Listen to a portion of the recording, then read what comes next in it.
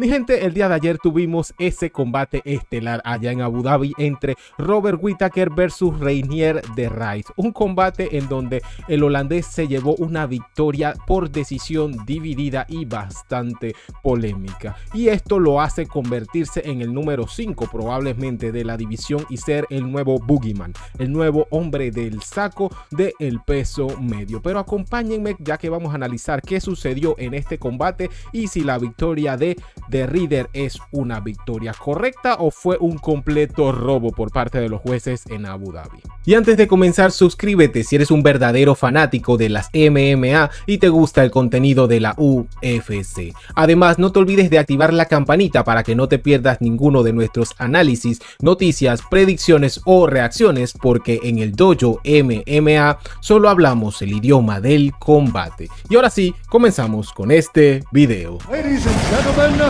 this is the main event of the evening. Y seámonos honestos, para nadie es un secreto que Reinier de Rijs llegó a la UFC pisando fuerte. Y es que desde su combate en contra de Bo Nickal, como dio esa sorpresa, ese batacazo, todos dábamos de favorito a Bo Nickal y prácticamente reventó los sueños de una próxima estrella americana dentro de esa división del peso medio y prácticamente ocupó su lugar. Al principio yo cuando vi esta cartelera y vi este combate pensé que se estaban precipitando mucho con el holandés, pero después de ver este desempeño es un tipo al que hay que tenerle cuidado. Y sí, yo lo he bautizado como el nuevo Boogeyman de esta división porque es de esos hombres que poco ortodoxo, a lo mejor técnicamente raro en su striking, pero es un tipo que ayer mostró aguante. Sí, el tipo le dieron golpes y como si nada, aunque estuvieron a punto de noquearlo, ojo, eso también lo vamos a ver más adelante. También demostró bastante fighting IQ, ser bastante inteligente,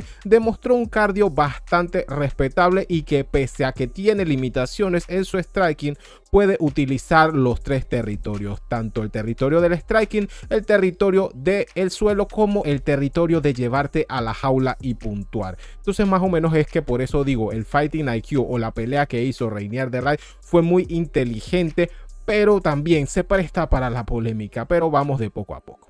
Primero vamos a empezar hablando de cada uno de los asaltos. Ese primer asalto empieza con un Robert Whittaker que salió con todo, prácticamente a imponer el ritmo del combate y empezó entrándole buenas manos a Reinier de Rijs, empezó defendiéndole bien los derribos y prácticamente marcando y puntuando con ese striking que le entraba duro, y desde el minuto 1 se vio como las fosas nasales o esta parte aquí de la cara de Rijs empezó a sangrar. Así que es un asalto redondo, por lo menos ese primero, para nuestro querido Robert Whittaker. El segundo asalto, ya en el segundo asalto el holandés Reinier de Rijs empezó a medir mejor la distancia, ya no le estaba entrando tanto los golpes de Robert Whittaker y allí él empezó a responder con un golpeo bastante raro, mientras que Robert Whittaker también iba hacia adelante, intentaba, pero se comía alguno que otro golpe del holandés, hasta que empieza de poquito a poquito, como esa gota que va rompiendo la piedra con esos pequeños rodillazos que te van dando, hasta que en una logra conectar uno en la zona hepática. O sea, yo me imagino la potencia que debe tener esos rodillazos, porque cuando entró la rodilla prácticamente lo dejó en el suelo y ahí aprovechó el holandés para controlar a Robert Whittaker y sobre todo para utilizar el ground and pound hasta que finalizara el asalto. Un asalto que yo se lo doy completamente al holandés porque, o sea, todo lo que hizo, el golpeo que tuvo ahí Robert Whittaker después de ese rodillazo quedó bastante mal. El tercer asalto es donde está la polémica, porque mucha gente dice, bueno, pero es que en ese tercer asalto Reinier de Rijs empieza bien, empieza con buenos golpes y con un rodillazo que hace retroceder, o mejor dicho, lo manda hacia la jaula a Robert Whittaker. En eso que el holandés se emociona y va hacia adelante, se come un volado, ¡pum!, que lo sienta en el suelo, y ahí Robert Whittaker aprovecha todo su tanque de gasolina con ground and pound, que prácticamente logra sobrevivir. No sé ni cómo sobrevivió, porque Robert Whittaker le dio con todo, le dio codazos, mano izquierda, mano derecha, y el holandés de alguna otra manera se pudo zafar. De ahí en adelante se levantaron y empezaron a intercambiar varios golpes allí. Reinier se veía aturdido por el golpazo que se comió y Robert Whittaker se veía cansado por toda la energía que gastó. Pero ¿qué sucede? En una que están intercambiando, viene Reinier, aprovecha que ya le midió el timing a Robert Whittaker y logra derribarlo. Entonces, ¿cuál es el problema con ese derribo? Que ese es un derribo de control que duró prácticamente medio asalto. Sí, y medio asalto en el que estuvo Reinier de Wright encima en la posición y sí, intentó algunas sumisiones, intentó pasar guardias, pero aún así también conectó varios golpecitos que fue sumando. Y por último también, no por último, casi al principio intentó buscar la finalización, pero Robert Whittaker también no lo dejó y ya casi al final de ese tercer asalto cerró con un buen Ground and Pound. Entonces aquí es donde nos ponemos a pensar, ¿qué vale más? ¿El knockdown que logró Robert Whittaker o cómo inició Reinier de Wright bien ese tercer asalto y cómo lo finaliza de una manera excelente y bastante inteligente? ¿Por qué?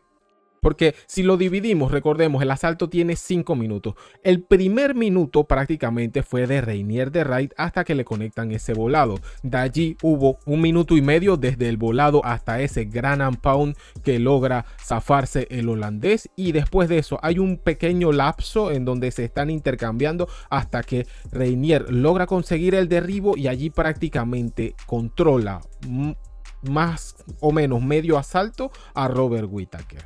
Entonces yo creo que con ese control y con todo lo que hizo en el tercer asalto, Reinier de Wright se lo lleva por un poquito. Porque si nos vamos a las propias estadísticas de el combate y de los golpes dentro de la página de UFC, vemos que sí, Robert Whittaker tuvo un buen momento, tuvo su knockdown, pero de ahí en adelante la cantidad de golpes en ese tercer asalto y la cantidad de golpes puntuados, todos son para Reinier de Wright.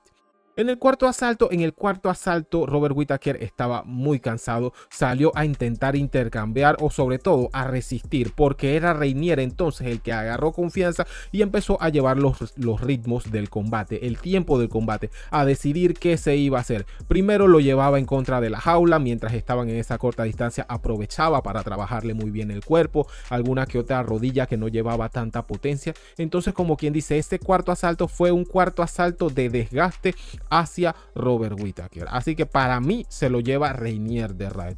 El último asalto también hay un poco de polémica. ¿Por qué? Porque si bien es cierto, Reinier de Wright también intentó llevar contra la jaula en algunas ocasiones, intentó algún derribo para, como quien dice, cerrar bien el combate. Robert Whittaker se empezó a mover, empezó a conectar, dio los mejores golpes, logró evitar ese derribo y cerró muchísimo mejor ese quinto asalto que nuestro amigo holandés.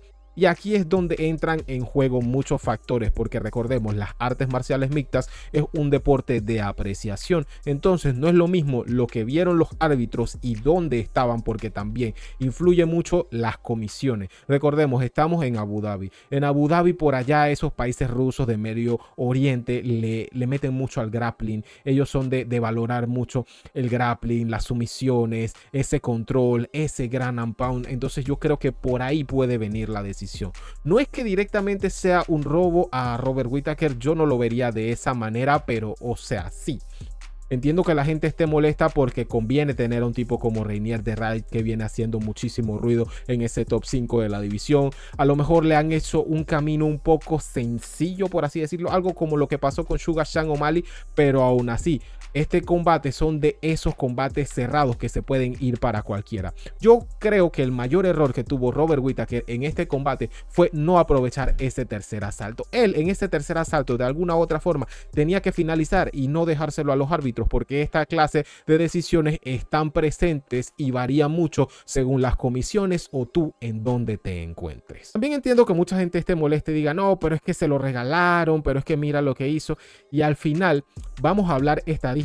Si nosotros nos vamos a cada uno de los asaltos en la propia página de la UFC, vemos que el primero es uno de los más cerrados, donde los golpes significativos, pónganse que se lo lleva Robert Whittaker porque sí, tuvo más golpes significativos. Pero en ese segundo asalto, si vemos los golpes totales, los derribos y los golpes significativos son para Reinier de Wright. En el tercer asalto, los golpes totales también son para el holandés. El derribo que consiguió, los golpes significativos sí son para Robert Whittaker con 20 en contra de 13 y ese knockdown que logró. En el cuarto asalto, los golpes totales 37 en contra de 8 que solamente pudo tirar Robert Whittaker.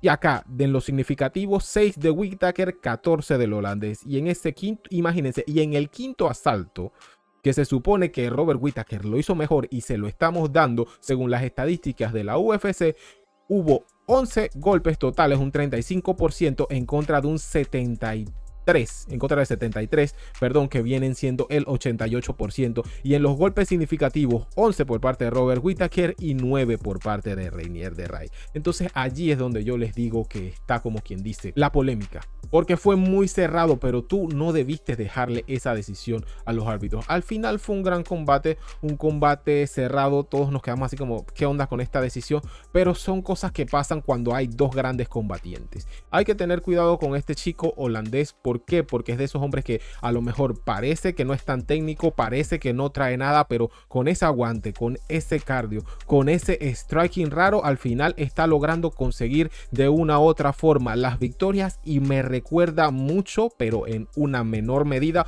o sin tanta fuerza, a nuestro campeón Dricus du Plessis. Así que cuidado, que este hombre se postula a ser el Boogeyman. No sé si va a llegar a ser campeón, pero a cualquiera le puede dar esta clase de desempeño o combates que son tan cerrados que pueden ir para cualquiera de los dos gladiadores. Así que nada, mi gente, muchas gracias por sintonizar el Dojo MMA. Yo espero que ya hayan comentado, que hayan compartido y sobre todo que se hayan suscrito, ya que eso me ayuda mucho en este proyecto y en esto que tanto amo, que es hablar de artes marciales mixtas y de la UFC contigo. Yo fui su servidor Esteban El Saúl Díaz, así que sin nada más que agregarles, yo espero verlos en el próximo asalto.